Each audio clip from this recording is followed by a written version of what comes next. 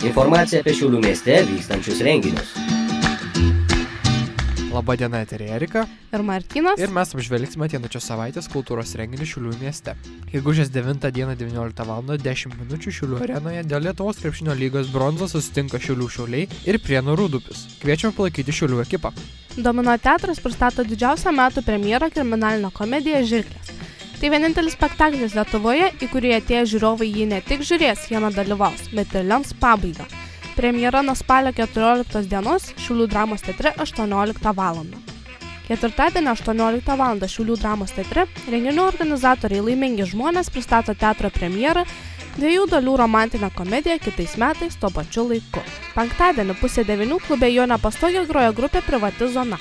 Vakarėlyje skambės populiarūs lietuviški ir pasaulio muzikos hitai. Šeštadienį taip pat 8:30 klube Jo nepastogė groja Kęstutis Jablonskis ir grupė. Su nauja gyvai muzikantų iš Klaipėdos grupe dainininkas laukiamas visos šalies gyvos muzikos klubuose – Vilniuje, Kaune, Klaipėdoje, Druskininkuose, Šiauliuose ir kitur. Grojame tik gyvai, tad ir poepsiminio pobūdžio kūriniai koncertuose įgyja visiškai kitokį skambesį, tikina atlikėjas. Artimiausiu metu kino ekranuose pasirodys šie filmai.